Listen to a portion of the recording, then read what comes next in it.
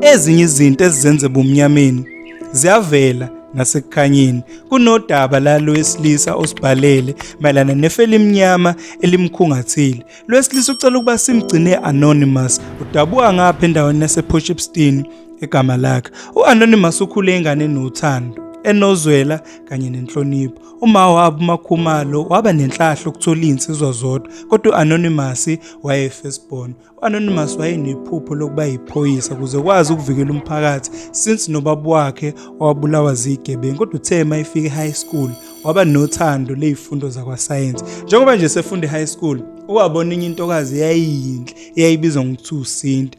uSinta wayemuhle enezifaca kanye namehla amakhulu. Kwahamba wayomshela uSinta futhi bathandana. Kodwa nje kuthe sebethandana u6 months, iclass labo laba netrip eyeThekwini yokuyofunda.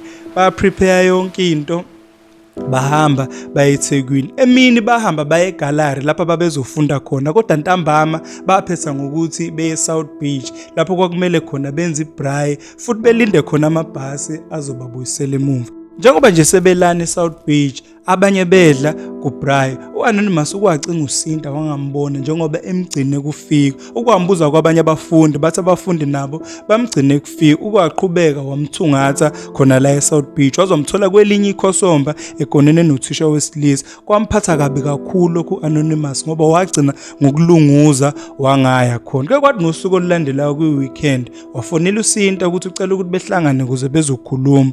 Bahlangana noSinta futhi wambuza ngento ayibonile u-Anonymous, kodwa uSinta waphendula ngolaka wathi kusizani ngoba u-Anonymous akamenzeli lutho futhi akamniki imali. Yena uthisha umenzela yonke into futhi ukhulelwe ingane yakhe. U-Anonymous lonto yamphatha kabi kakhulu, wabona ukuthi uSinta akasiyo lento ebecabanga ukuthi uyiyona. Ke kwathi ngonyaka olandelayo u-Anonymous wadecide ukungajuli, kodwa uthe masesenza umatric wahlangana nenye intombazane eyibizwa ngokuthi uNtombi. uNtombi wayibukeka engcono kunoSinta, kodwa nje the sebethandanile isikhathi eside. Baqala abanye abafundi bathi bayambona uNtombi enabangani baka-Anonymous makuyi-weekend. Lonto u-Anonymous akaze azayikholwa, kodwa njengoba abafundi nje sebelokhu bemtshela bonke, ukwaqala waba nezinsolo. Kuthe nje ngelinye ilanga bese break-in noNtombi wahlwitha ifoni yakhe u-Anonymous ukuze ezobona ukuthi lento ehlezi ishow abantu baqinisile yini. Wathola ukuthi uNtombi ujola nabangani bakhe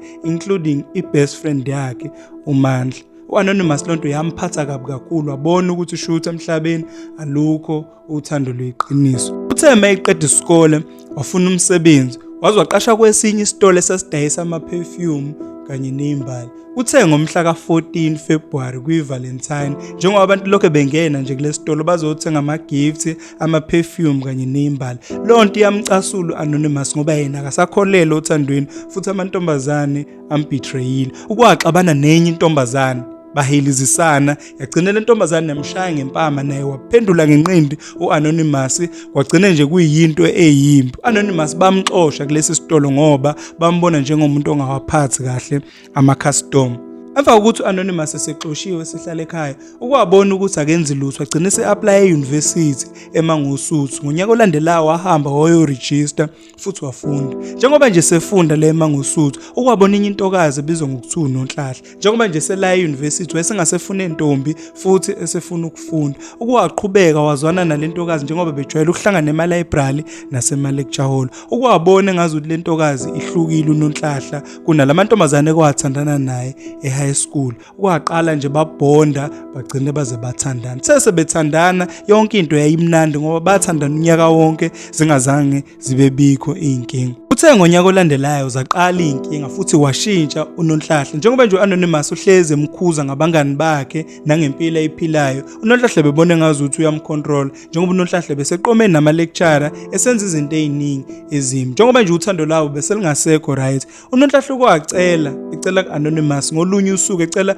ukuyofunda ebusuku kanye nabangani bakhe eMhlanga. U-Anonymous akayithandanga lonto kodwa wavuma ngoba wayengena choice. Kanti uNonhlahla uqamba amanga uye ephathini esemhlanga kanye namanye amadoda angaphandle. Njengoba nje sebela ephathini, uNonhlahla kwalala nelinye iblesser futhi washuthwa nabanye abantu ababe-attendele party, kwasabalala iy'thombe zaze zasabalala ngisho esikoleni. Yamphatha kabi kakhulu lonto Anonymous, kodwa waqhubeka noNonhlahla. Njengoba nje beqhubeka akugcinanga lapho, uNonhlahla ugcine sethandana nelinye iblesser futhi lamshada, wasala kanjalo u-Anonymous. Anonymous lonto yamphatha kabi kakhulu futhi wabona ukuthi uthando alukho emhlabeni. Waqhubeka wafunda waze waqeda e-university, wathola umsebenzi kwenye inkampani edila ne-printing.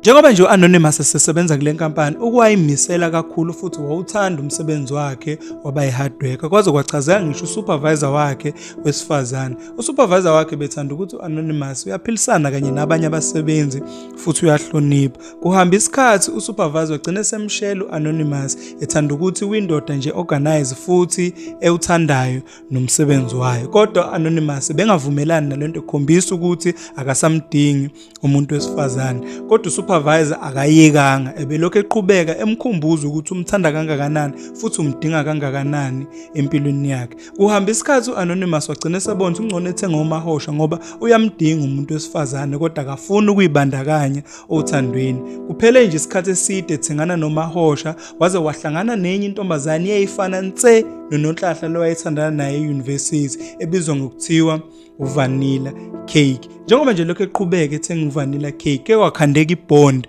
wagcina semletha ngisho ekhaya lakhe. Ukwamthanda uVanilla Cake, waze wamtshela ukuthi akawuyeke umsebenzi uzomnakekela, na kanjalo uVanilla Cake wawuyeka umsebenzi, bahlala ndawonye since i-background kaVanilla yayingekho right.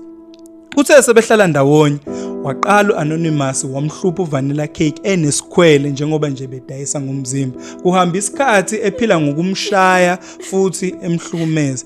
Uthe ngelinye ilanga uVanilla wahamba waye emall eyothenga izinto ezincane njengoba efuna ukusurprise indoda yakhe u-Anonymous. Kanti u-Anonymous ngalo day uzoshesha abuye emsebenzini afike eqala. Njengoba nje u-Anonymous eselinda amahora amaningi elinda uVanilla, wacasuka kakhulu, wayibuza ukuthi uVanilla ukephi njengoba sekushaya lesikhathi, waze waba nemdlinzo ukuthi uVanilla usebuyele emsebenzini wakhe wakudala. Kuthe nje sekuntambama wabuya uVanilla Cake, wathi mayibuya wambuza ukuthi ubuyaphi njengoba ehamba isikhathi eside kanje. Lapho uVanilla Cake wayixhake igrocer, wachaza uVanilla ukuthi bene surprise khona into ebefuna ukumtshela yona namhlanje, so bekuzoba yi-special day. Baxabana, waze u-Anonymous wathatha i-ayini washaya uVanilla enhlafuneni wawaphansi, waqhubeka futhi wamkinya. Uqhubekile wamkinya waze washona uVanilla. Uthe maseshonile uVanilla wamthatha wahamba womgqibela kwenye insimu eyayingale komuzi. Uthe masesembulela wazizwe sengcono, wazizwe ngazuthi yonke lenzondo ebenayo ngabantu besifazane isiphelile njengoba wayehlukunyezwa abantu besifazane abaningi ngaphambilini. Ukwazizwe sengcono futhi wamnika usupervisor ithuba baze bathandana. Kuthe nje sebethandana into yabo yaba serious ngalendlela ukuthi u-Anonymous wazohamba wayovela kubo kwa-supervisor wamlobola futhi bashada, bahlala ndawonye. Njengoba nje sebehlala ndawonye kuphele nje inyangana usupervisor wamithi. Uthe mayimithi supervisor Anonymous wajabula kakhulu ukuthi usezoba nomndeni ofudumele. Njengoba nje usupervisor esekhulele, uke waqala wahlaselwa amaphupho amabi, waphupha enye intokazi elwa nayo njalo lentokazi ulwa nayo futhi yamehlula, igcina imshayile imwise phansi. Kuhamba isikhathi njengoba nje leli iphupho liqhubeke, ephupha lentokazi la lokho elwa nayo usupervisor yagcine yamkhahlela isisu, kwachitheka isisu. Ngempela wavuka ekseni isisu sichithekile. Lonto yamphatha kabi kakhulu Anonymous ngoba wayeseyitshelile ukuthi uzoba nomndeni futhi uzoba nengane yokuqala. Leli phupho aligcinanga kuchitheka isisu enganeni yokuqala. Uphinde futhi wakhulela usupervisor, wathola iphupho elifanayo. Ebelokho nje izisu ichitheka amahlandla amaningi, waze wabona Anonymous ukuthi kunenkinga ekhona. Anonymous kwahamba ukukhuluma nabangani bakhe, wababuza ukuthi makusuke kunjena kwenziwa kanjani, kodwa abangani bakhe bamlayela umuntu wesiZulu oyinyanga ozokwazi ukuthi emsize. Anonymous kwayishaya indiva lento, kodwa kunalokho wacabanga ukuthola omunye umuntu wesifazane emkhulelisa ukuze ezoprove ukuthi ubani onenkinga. Ukwathola enye intokazi wathandana nayo futhi yakhulela, kodwa nayo yathola iphupho elifanayo, kwachitheka isisu. Njengoba nje echeat ethandana nalentokazi, besilokho esichitheka isisu. Njengoba nje lokho esichitheka isisu, Anonymous yamkhungatha kakhulu lento ngoba yena akakholelwa enyangeni futhi uyiChristian, uborn again. Ufuna usizo ukuthi engenze njani ukuze ephume kule nkinga njengoba nje edinga umntwana oyigazi lakhe. Uthi akafuni uku-adopt ingane, udinga ingane ekuzoba ngeyakhe. Ngiyacela nimlule ngendlela ekahle Anonymous ukuthi ngenze njani kule nkinga le akuyona, kodwa akafuni into ephathelene nezinyanga nomuthi ngoba yena uyakholwa futhi uyiChristian. Ngiyacela ukuthi nimluleke ukuthi engenze njani ngaphandle kokuthi nize nimtshele indaba yoku-adopta ingane. Ngiyacela niqhubeke ni-like and subscribe, phinde futhi ni-share, ni-comment. Ngiyabonga.